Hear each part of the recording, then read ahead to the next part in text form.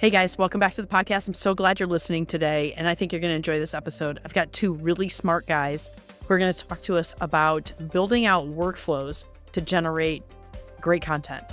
Not just great content, but to really expand and scale what we can do in generating content that meets our buyers where they are. So we know that we need to do a better job of creating really compelling content. So how do we do that at scale? We're going to talk about maybe having a content engineer on your team. That's a new one to me. And some other tools and gotchas to think about as well. So thanks for tuning in. Definitely drop in any questions into the comments and hope you enjoy the episode. Hey, everybody. Welcome back to the Rev Room podcast. We're glad you're here. We're talking about AI and content today, and I've got some special guests with me.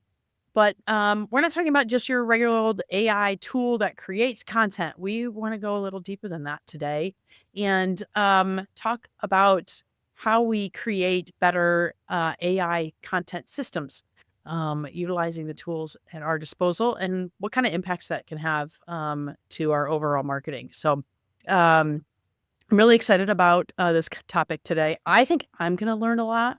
So I'm going to probably not talk a lot today because I got two very smart people on this topic here on the episode today. So I'd like to introduce Brian Schmid, who is a return. I think this is your third time on the podcast, Brian, who's with us at Inverta. He's our AI practice lead. I'll let him introduce himself here in a second. And then James Lamberti, who's with Georgian. And James, I'll let you introduce yourself to the audience. Great. Yeah. Great to be here. Great to be chatting with everybody and Brian. James Lamberti. I am the head of go-to-market at Georgian. Georgian is a investment firm. We have $5.6 billion in AUM, about 70 companies in our portfolio. And I recently joined actually a little over a year ago. I used to be an operator, a CMO or GM in 11 different growth stage companies. So I joined the firm with a mandate to both, market the firm, be the CMO of the firm, essentially compete with other investment firms in making great investments, but also have my mandate is to pilot into our portfolio companies, supporting CEOs and go-to-market teams, either an advisory basis or oftentimes on a deep, almost secondment basis where we'll literally work on a long-term project side by side, either myself or my team. So great to be here. That's a bit about me. Yeah, awesome. And we're going to get into some of those projects, James, today. So we're excited about that. So Brian, if you want to reintroduce yourself to the audience. Yeah, absolutely. Always happy to be back on the show. My name is Brian Schmid. I am a senior consultant at Inverta. I'm also the AI practice lead, which is why I'm here for this particular call. I've been here it's almost 4 years, actually, which is kind of wild to me. Most of my background has been in a combination of marketing operations and campaign strategy. What I like about the AI role is that it does a pretty good job of blending, I think, both of those. I also teach marketing fundamentals at the University of Kansas to graduate students.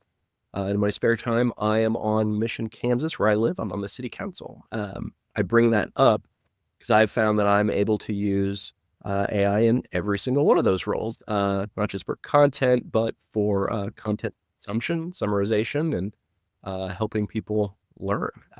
So I get a lot of mileage out of the AI work that I do here. Great. Well, thanks, guys. And again, glad to have you on today. All right, let's dig into the topic.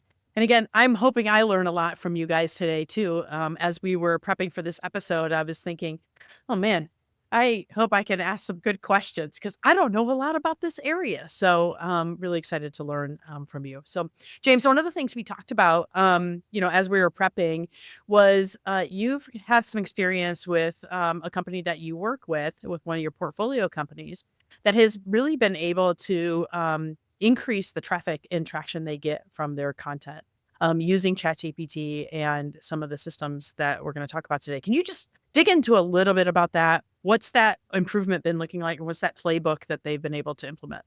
Yeah, I mean, we've actually had this manifest across several of our portfolio companies at this point. And just for context for everyone, We do have a research project called AI Applied. You can go and download it for free. It's a massive, massive set of free research that's tracking the deployment of AI and helps you benchmark where you're at. From that research, we learned very quickly that by far, I think it's like 78% of B2B growth stage companies today are at a production level with AI when it comes to content production. So by production level, we mean it's not about a pilot.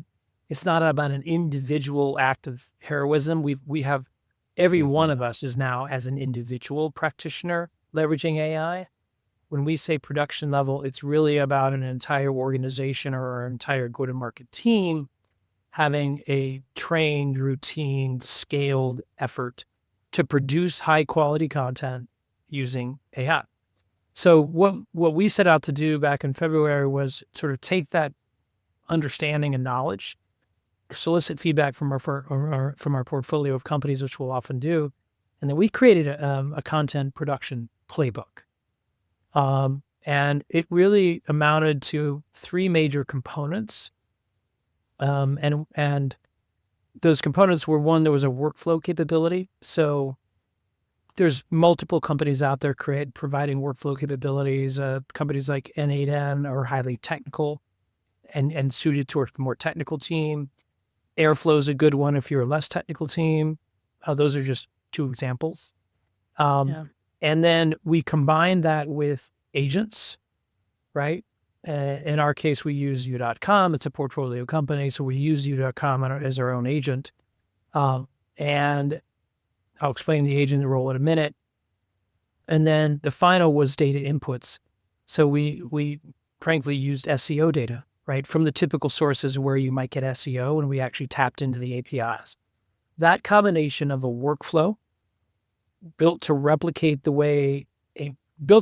essentially replicate the manual effort a quality marketing content owner, right, on-time marketer, combine it with agents that are now readily available to make a lot of the aspects of that content marketer's world easier. So the agents that we deployed included a branding agent, a persona agent, so that the content could easily be replicated in a different direction for the persona, right? Could be champion, buyer, user, detractor. Could be different verticals. Could be, lots of different persona types can be applied and built out through an agent. In our case, we had a compliance agent, for example, right? That doesn't apply to all of you, but it certainly applies to an investment firm. And I'm trying to think if there's any other agents. And then there was just what we call I guess it's a variation of the branding agent where we had a certain voice, we wanted to sound and market, right? So there were 4 or 5 different agents that we deployed. And then, we did that and built that out in workflow, deployed the agents in the relevant spots in those workflows, and then finally included data from SEO analysis.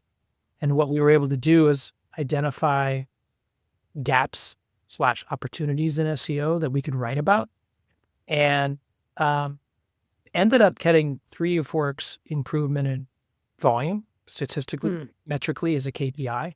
So we upped the volume of content production by 3x without losing quality. So there's a lot to what I just said, but we really dug in and created this content production playbook. We've already revised it and we're on version 2, and we'll probably be version 3 by Q1 of next year. The reason I mentioned that is it is insane how fast things are moving. Mm-hmm. Yeah. Problems we had in February no longer exist in September.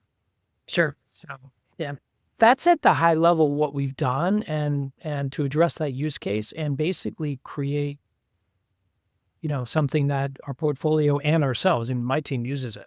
So yeah, that's fantastic. Okay, Brian, if someone's listening to the episode and they're sort of like, okay, I kind of know what some of that stuff means that James just referenced, unpack some of that, the some of the tools that he referenced. What are agents? Like, what does all of that mean for maybe the day-to-day content practitioner? Yeah, I mean, I think you've got a few things going on there that your day-to-day content practitioners already going to be familiar with.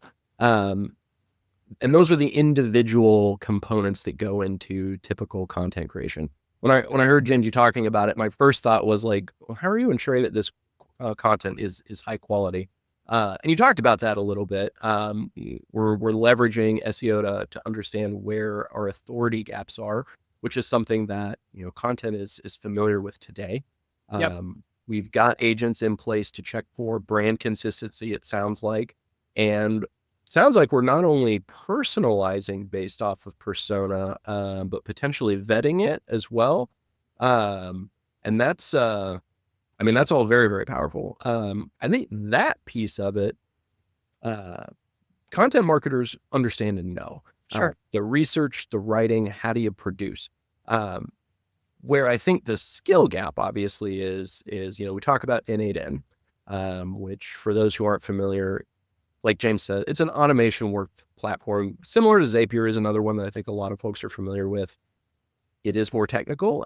It's extremely secure because it lives on your own local desktop, which is great. So it's private. But my opinion is 9 out of 10 content marketers are not going to be able to step in and use that day to day.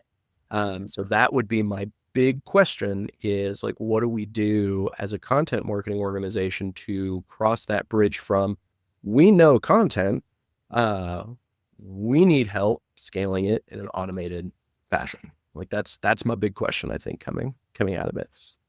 Yeah. How do we do that? That's a great question, Brian. Thank you for that. I think I just learned something as well. Yeah. I see a lot of things popping up on my LinkedIn feed about different tools and, hey, just drop this into your N8N, workflow. And I'm like, I don't know what that means, but this is like that's a cool output. So, yeah, James, go for it. Like, I know you have talked a little bit about like a content engineer, right? Yeah, you're talking about a content engineering role. I mean, we'll talk about the second bit at a more basic level. We did start off with a simpler solution, and that's why we have two flavors. The N8N instance was one we evolved to. We were able to do that because we have an AI lab. So I literally had a content engineer assigned to help me, right? And I think we'll want to double click Brian on that role, and maybe I'll toss it back to you to describe that role and the importance of that role to solve for the problem you just described.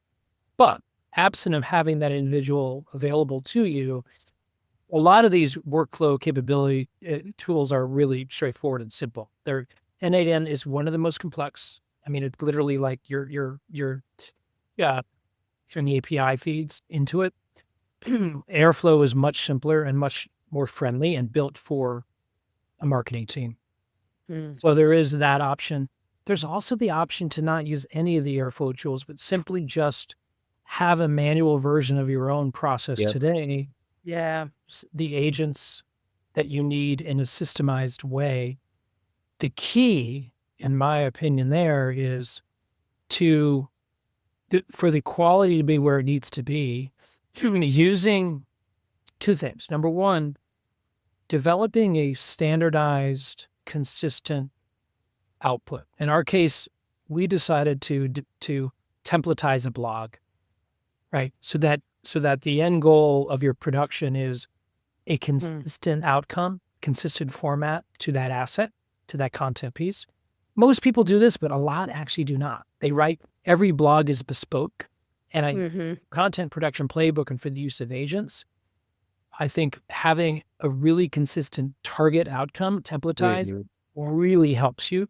And by the way, I think it's maybe better marketing because the people begin to be familiar with how you structure your conversation.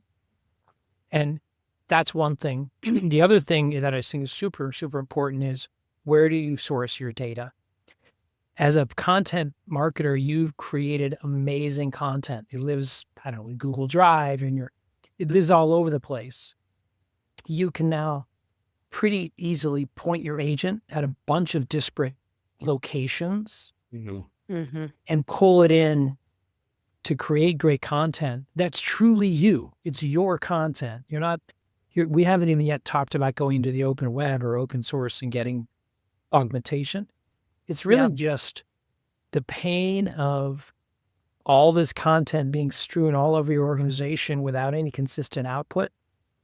Even without the sophistication of the content production playbook, that V1, I think, is how I might address, your question, Brian. And then we can talk about how you get to a much more sophisticated place. In content engineer, I'll kind of turn it back over to you.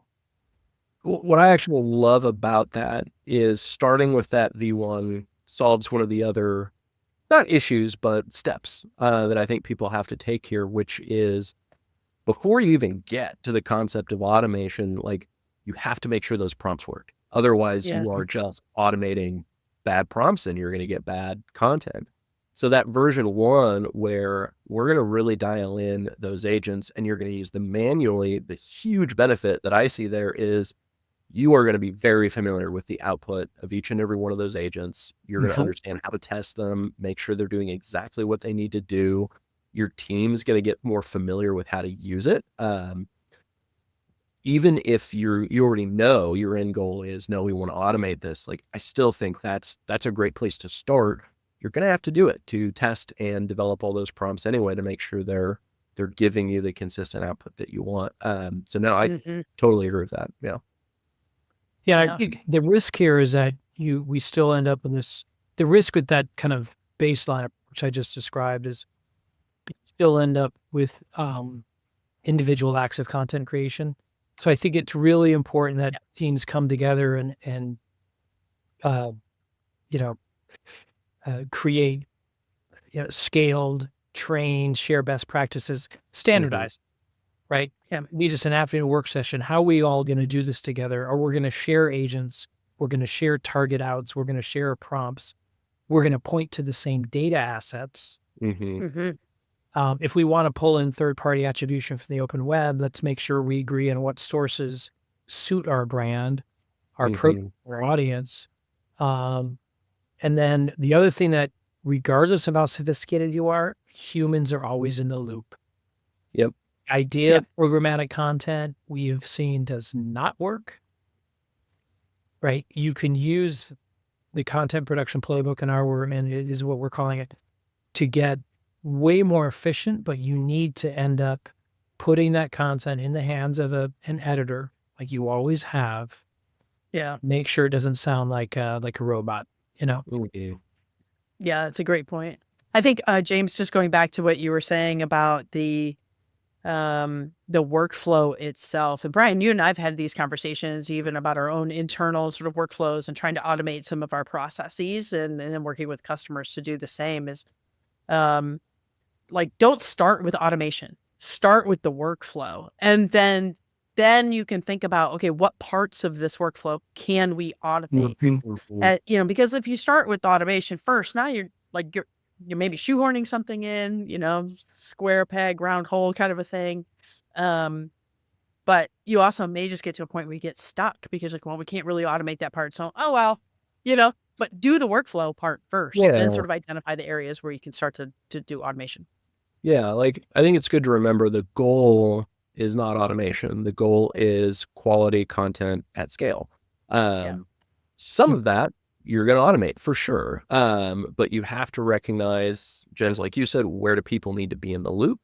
Is it the beginning at the end? Is it somewhere in the middle? And I think documenting your workflow, exactly how you go about checking for brand consistency, for style consistency, how you get feedback from product marketing or sales or buyers potentially. I think documenting that out and figuring out exactly where can we automate, where does it make sense, works. James, you mentioned the concept of we don't want these individual acts of marketing or of content creation. So documented workflow helps with that. But for teams who aren't familiar and who are just, we have a quote unquote consistent way of prompting, a good place even to start, make sure that you are sharing, if you use Microsoft Copilot, for example, make sure you've built your content creation agents as literal agents in Copilot and share them with your team. make sure that they are using the same centralized capabilities. You can do that with Gemini's gems as well. If you're on ChatGPT, make a custom GPT and share it. Like, there are ways to drive consistency within your team that even if you're not automating, you should be doing.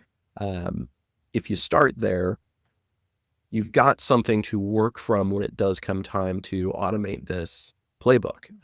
You've already got a series of instructions or prompts that can be leveraged that you know your team's having success with. Yeah, I mean, it's really, they all have enterprise licenses now that allow their agents and scale. You know, your branding agent, and this sort of leadership really has to play a role. There has to be a mandate. We will all use the same branding agent, for example. We will all use the same compliance agent. If you are talking to this persona in the sales process, here's how you apply that voice, you know, whatever it is. So I think, yeah, that's a really good starting point.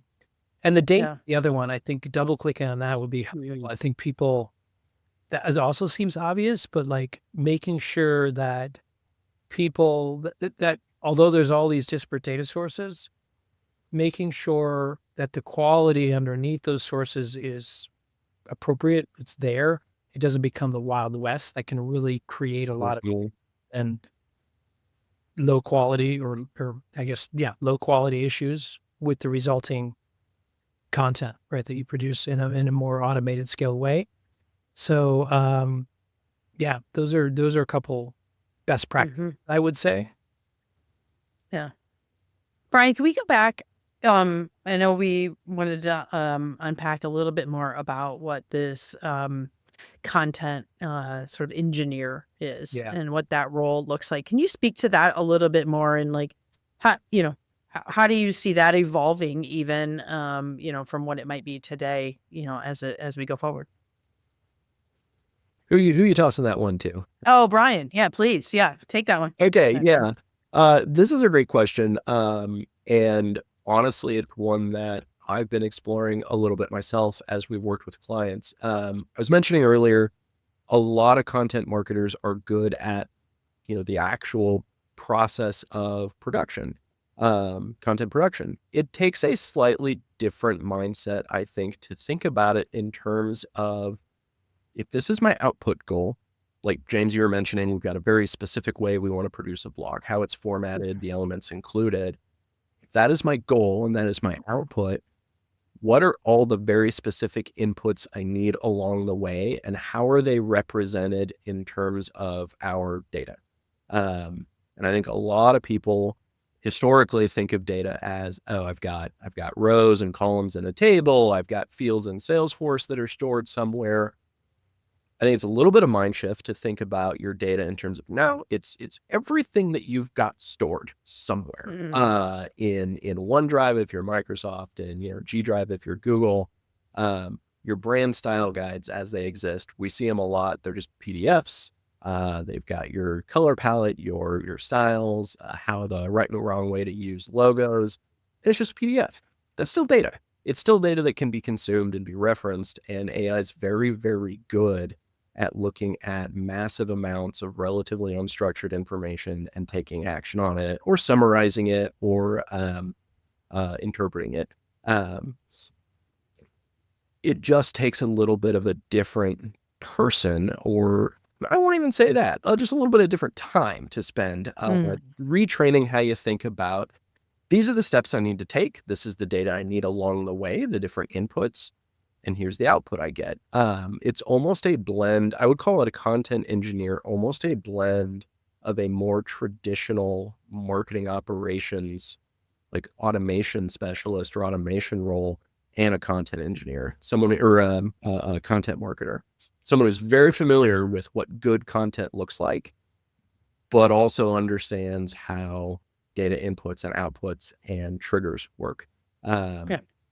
You can find those people, or you can upskill and do some training, or you can outsource it. There's lots of ways to arrive at it. But I think that's what we're after, is someone who can just think about the actual steps that go into making content and the required data to do it. Yeah. No, I think that's right. I mean, and it can come, I mean, usually you have the classic organization, you got product marketing, you got demand generation, and you've got content marketing, then you've got RevOps, and then maybe you've got like a branding, design, branding, maybe IR, PR, right? Or PR, I guess. IR is something unique to me, but kind of those are your main functional roles. I think I got them all. But I think where this upskill can take place, it could be in RevOps. I think it could be in product marketing. I don't know where exactly it's going to occur, or it could be in content marketing. I think there's an evolution there for those three roles. And we talk about what AI is going to do to the future of marketing. Those three roles, I think, are going to have an opportunity to upskill in this area. Maybe less so RevOps. I've got a different perspective on RevOps. We could do a whole another podcast on the evolution of RevOps in the era of AI. But it's a good point. Like upskilling is absolutely possible. Product marketing is in a great spot because they tend to know and have access to some of the deepest, most important content.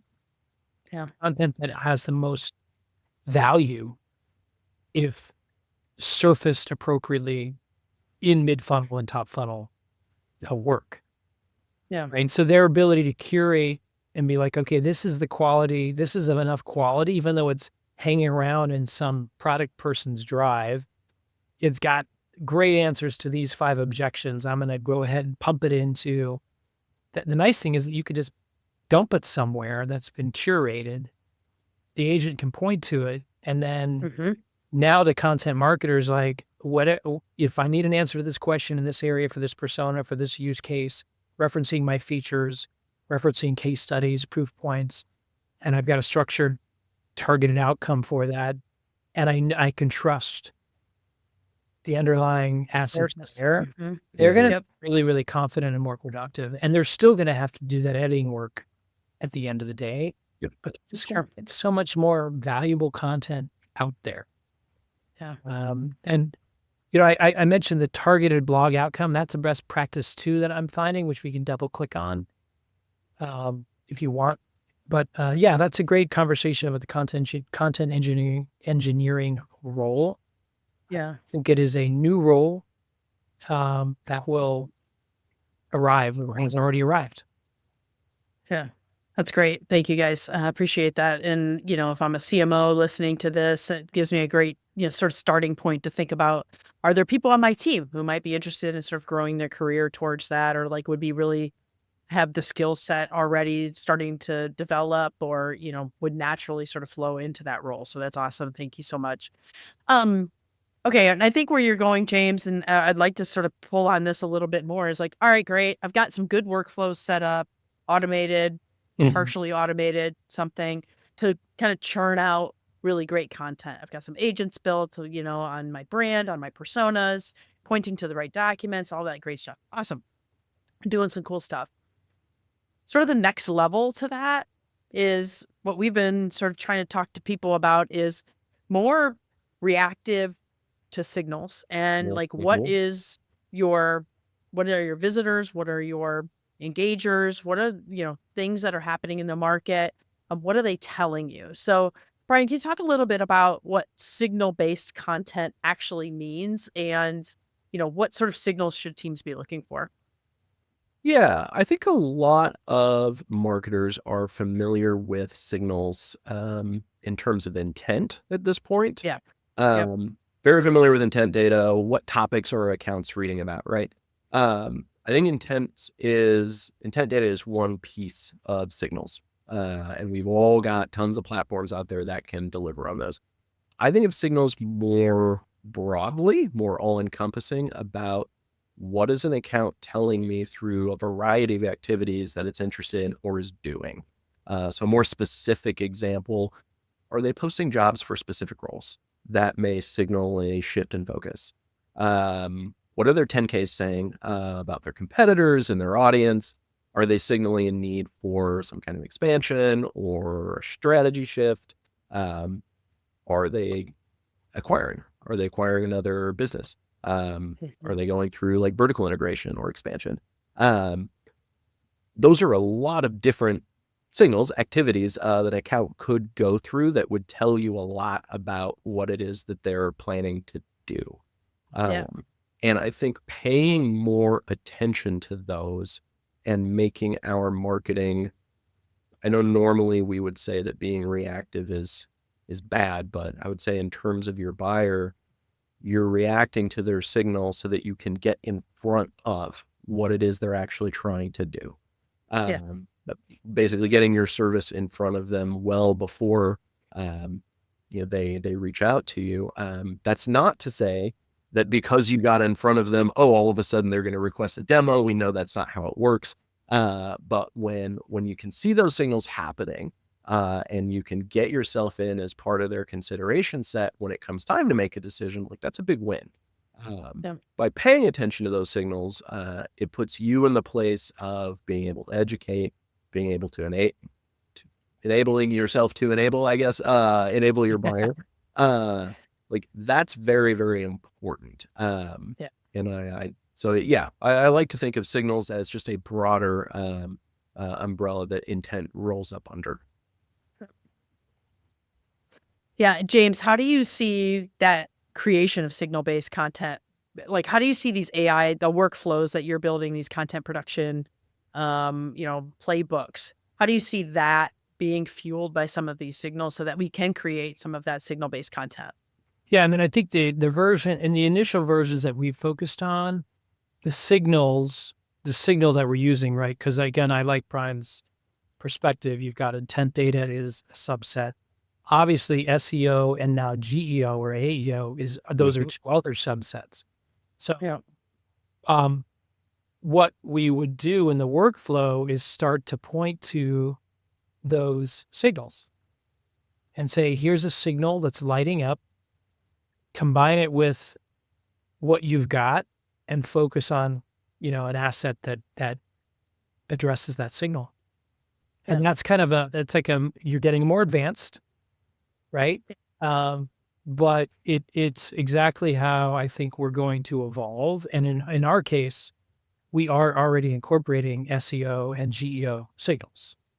So you got people like Profound, Athena HQ, which you probably know of, that are starting to read the LLM GEO signal.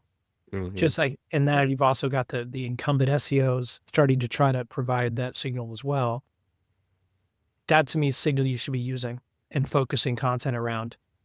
I think even better is some of the additional signals that Brian articulated, having that data start to flow in, and using it as essentially instruction to your content production effort and your agents is the next, I think, turn of the crank.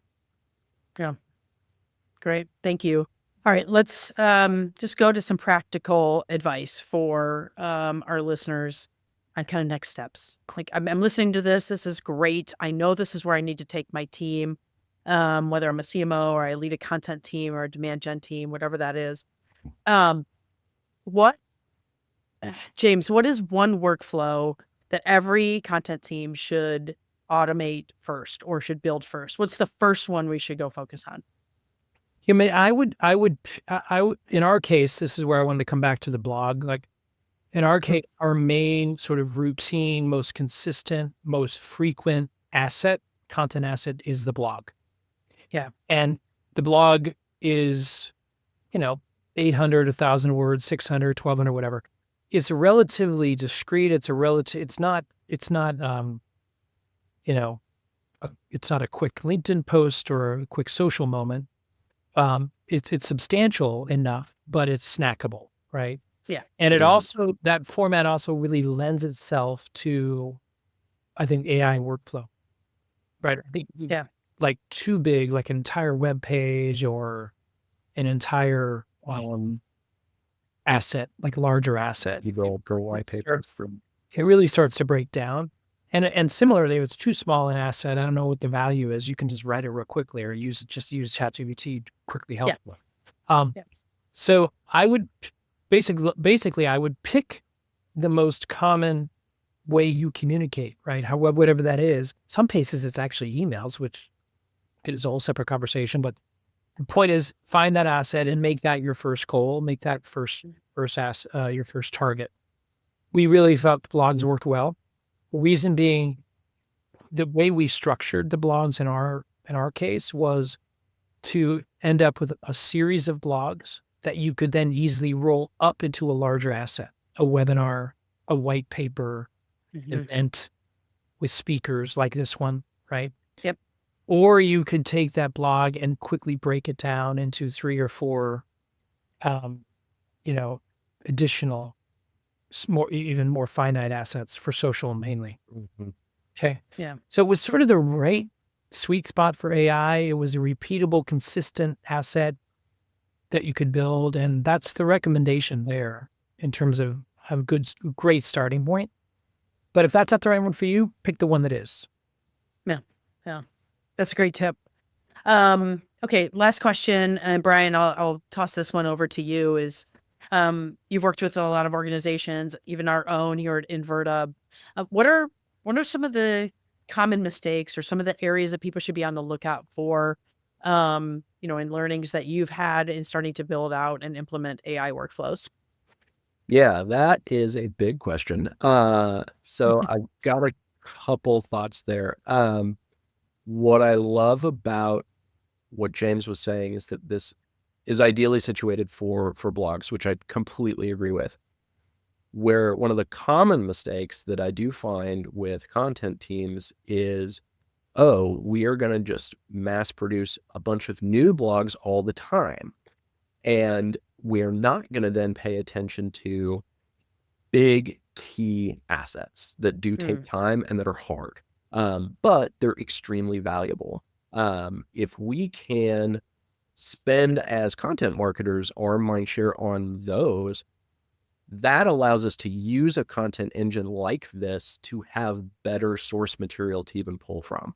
If we can spend our time on developing new white papers, new ebook, those bigger, quote unquote, higher value assets, and then let the AI take over the smaller, snackable, but still useful, incredibly useful assets as derivatives, that's, I think, a win all around. I think a lot of content teams get hung up in this endless cycle of blog production at the expense of those bigger assets. Yeah. But I think that's super useful here. The other thing I wanted to call out, and we talked about it a little bit, is, don't start with the automation, start with what your goal is, which is the goal is lots of good content that your buyers want. So the workflow has to deliver that. Volume by itself isn't what we're after. I would argue just good content by itself isn't right. It needs to be good content that your buyers want. It needs to be a lot of it. Like, that's really the goal for automation. So if we're doing that and you're checking all 3 of those boxes, then I think we're in a great place. But understanding your goal, the input you need, and then building out the workflow and automation is the right order, I think. Awesome. Well, great stuff. James, curious, where can the audience find out more about the Georgian Content Production Playbook? Well, great question. I don't know if it's open on our website yet, but let me work on that. All right. And, but certainly this was what I would say is, for sure, go to Georgian.io. For sure, get your hands on the AI applied benchmark research. It is extremely deep, extremely comprehensive. It's going to be, we're on wave 2. We'll be releasing wave 3 earlier next year. That will be the same, that spot, that location of research that we produce and publicly make available. That is where I think a lot of this playbook will show up. Love it.